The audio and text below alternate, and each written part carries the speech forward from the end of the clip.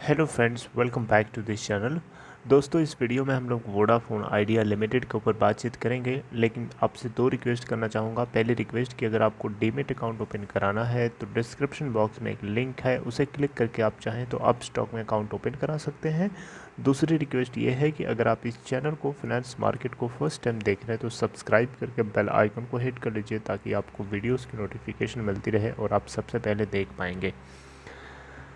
तो दोस्तों, Vodafone idea limited के अंदर हम लोगों को कल 24 जून को गिरावट देखने को क्यों मिली, इसके पीछे का क्या कारण है। सबसे पहला कारण ये हो सकता है कि रिलायंस इंडस्ट्री लिमिटेड की एजीएम थी, एनुअल जनरल मीटिंग थी 44th।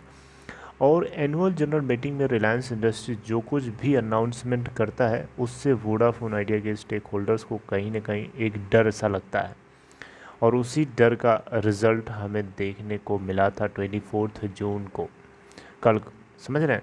तो ये गिरावट देखिएगा 4.02% की गिरावट के साथ बंद हुआ 9.55 के ऊपर।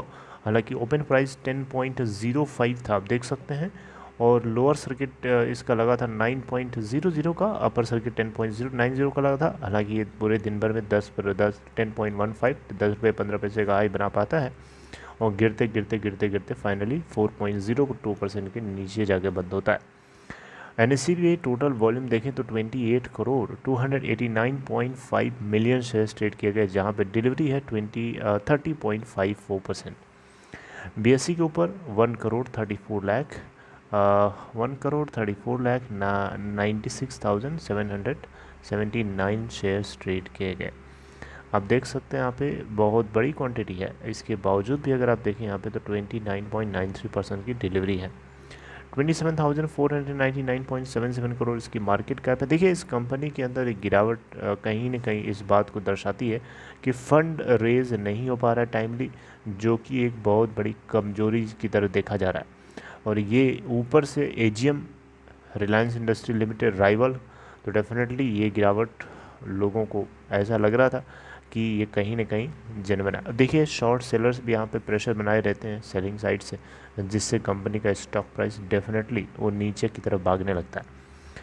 बहरहाल जो भी है, लेकिन आप लोगों से मैं एक अलग टॉपिक से एक अलग तरीके से बात करूँगा इस वीडियो में। आइए जानते हैं।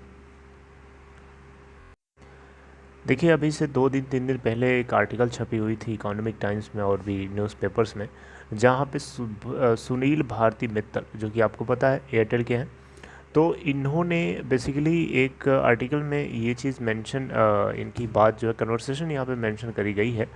और इन्होंने बोला था उस आर्टिकल में कि इंडिया के पास अगर 2 प्राइवेट प्लेयर लास्ट में बचेंगे तो बहुत ही बड़ा एक ट्रैजिक होगा। समझ रहे हैं? तो यहाँ पे इनका ये बिल्कुल नहीं मानना है कि वोडाफोन आइडिया जो है मार्केट से आउट होने जा रहा है, ऐसा बिल्कुल नहीं इनका बोलना है। इनडायरेक्टली इन्होंने नहीं कहा, लेकिन कहीं ना कहीं वोडाफोन आइडिया के स्ट्रगल को इन्होंने बताने की कोशिश करी कि फाइनेंशियली वोडाफोन आइडिया अपने आप को संभालने के लिए, अपने आप को सरवाइव कराने के लिए फंड रेज करने की लगातार कोशिश कर रहा है, लेकिन अभी तक सक्सेसफुल नहीं हो पा रही है बात। समझ रहे हैं?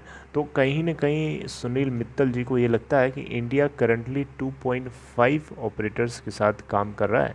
अगर इसमें से थर्ड ऑपरेटर, या नाम इन्होंने नहीं लिया था इस कंपनी का, इनडायरेक्टली इन्होंने बोला कि अगर थर्ड ऑपरेटर यानी वोडा आइडिया अगर डूब जाती है, उस केस में हमारे देश के अंदर इतनी बड़ी जनसंख्या है, उन सभी को संभाल पाना, उसके लिए मात्र 2 ऑपरेटर्स का होना इस देश के लिए काफ़ी नहीं होगा। इन्होंने ये बात बोली है, आपने अगर आर्टिकल आप पढ़ेंगे तो आपको पता चल जाएगा।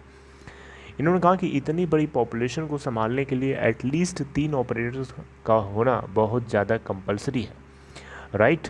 तो ये कहीं अब आपको ये भी बताने की ज़रूरत नहीं है, सुनील मित्तल जी को पूरे टेलीकॉम इंडस्ट्री का बहुत ही बढ़िया एक्सपीरियंस है, बहुत बढ़िया उनके इनसाइट्स हैं, वैल्यूएबल हैं, तारीफ़ करने के लायक हैं।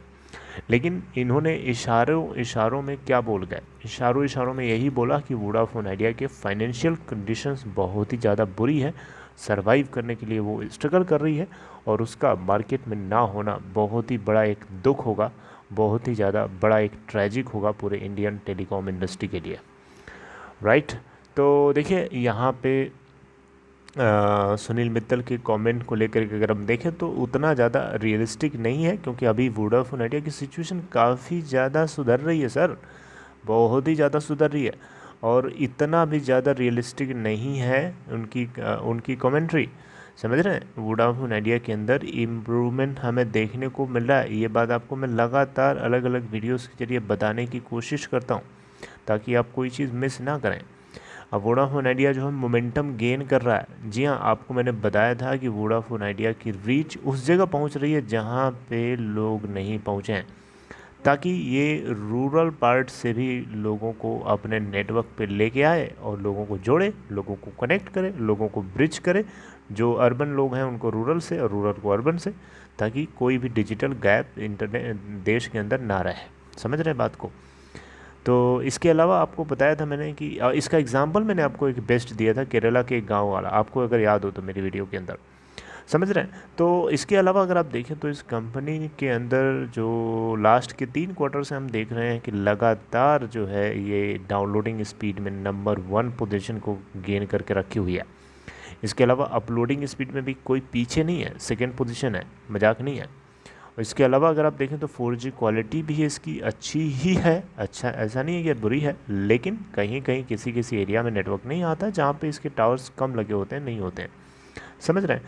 तो ऐसा नहीं है, धीरे धीरे सिचुएशन नेटवर्क के ऊपर काम करने के लिए सिस्को से इन्होंने पार्टनरशिप करी है, जो कि मैंने आपको एक वीडियो के जरिए कल बताया था, अगर आपको याद हो तो धीरे धीरे सिचुएशन इम्प्रूव हो रही है। और एक चीज़ सबसे बड़ी बात, कंपनी के क्वार्टर रिजल्ट्स अगर पॉजिटिवली आने लगते हैं तो इससे बड़ी बात तो मुझे लगता है कुछ हो ही नहीं सकती, समझ रहे। और नेगेटिव जो रिजल्ट्स इनके आ रहे थे उसमें हमें थोड़ा सा कम कटौती या उसमें रिडक्शन देखने को मिल रहा है लास्ट के 2 क्वार्टर से।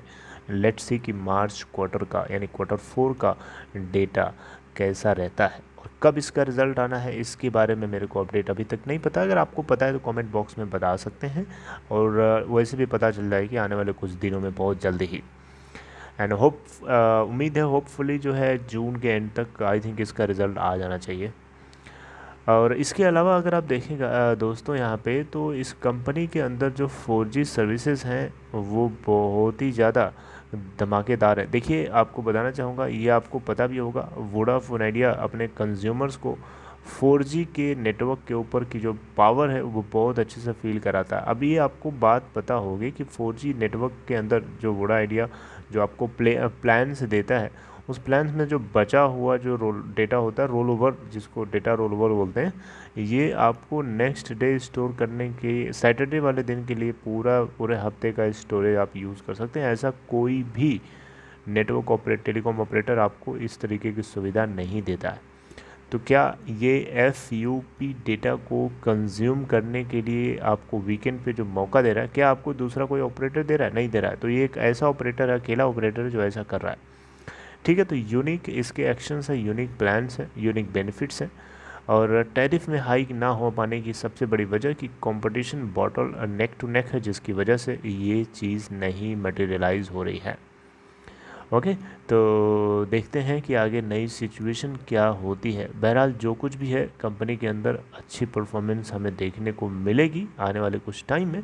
देखिए अभी सबसे ज़्यादा इम्पोर्टेंट है इसके $1 बिलियन के फ़ंड को लेकर के। वोडाफोन आइडिया से जुड़े हुए जितने बैंक्स हैं, उन बैंक्स का विश्वास ना टूटे, ये बात मेक श्योर करने के लिए इस कंपनी को किसी भी तरीके से $1 बिलियन यानी 7,500 करोड़ रुपए जो है किसी न किसी तरीके से रेस करना ही होगा। ये बहुत ज़्यादा कंपलसरी है। टाटा टेली सर्विसेज छोटी छोटी कंपनी, MTNL हो गया, कहाँ ट्रेड होती थी और आज कहाँ चल रही हैं। वोडा आइडिया देखिए अभी भी वहीं के वहीं पड़ा हुआ है।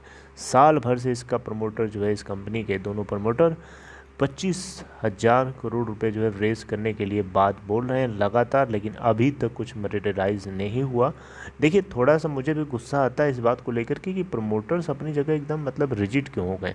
उनको भी थोड़ा सा मतलब, आप यार किसी से बात कर रहे हो कि हाँ मुझे मेरी कंपनी के अंदर कुछ फ़ंड चाहिए, तो आप भी तो इंटरेस्ट दिखाओ। खुद ही नहीं इंटरेस्ट, खुद ही भागे रहोगे यार, तो फिर दूसरा आपकी कंपनी में क्यों इंटरेस्ट दिखाएगा, हैं?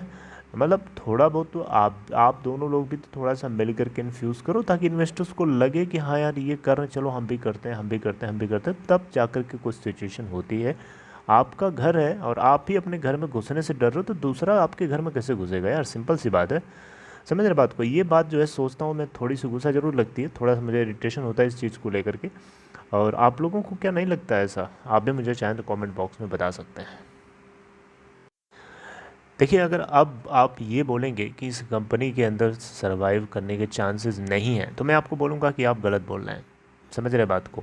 यानी अब ये बात बोलना बिल्कुल गलत है। अगर कोई ये बोलता है कि वोडाफोन आइडिया सर्वाइव नहीं कर पाएगा, तो ये बहुत गलत बोल रहा है। उसको नहीं पता है, उसको रियलिटी नहीं पता है। ऐसा अब नहीं हो सकता। अब सिचुएशंस इम्प्रूव हो चुकी है काफ़ी और सुधर चुकी है, और वोडा आइडिया का होना मार्केट में बहुत ज़्यादा अब ज़रूरी भी है।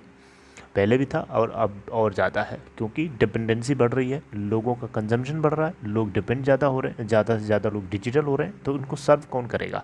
जो एग्जिस्टिंग कंपनीज वही नहीं सर्व कर पाएंगी तो कौन करेंगी? क्या नई कंपनी पैदा हो जाएंगी तुरंत? ऐसा नहीं होता। ओके, सो $1 बिलियन का अमाउंट रेज करना सबसे ज़्यादा इम्पोर्टेंट है, और इसके लिए प्रमोटर्स को अपनी बात में फ्लेक्सिबिलिटी रखनी चाहिए, इतना रिजिड नेचर नहीं होना चाहिए। बाकी आपको क्या लगता है, ये मेरी बात जो है, क्या मैं ये क्या मैं रियलिस्टिक बात कर रहा हूँ इस बात को बोल करके कि प्रमोटर्स को रिजिड नहीं होना चाहिए, उनको भी फ्लेक्सिबल होना चाहिए अपने इस तरीके के कमिटमेंट में जो वो बोल रहे हैं? आप ज़रा इसके ऊपर अपने पॉइंट ऑफ व्यू को बता सकते हैं, क्योंकि मुझे लगता है कि आप लोग भी ऐसा शायद सोचते होंगे। Right, so this is all, take care friends, see you next time.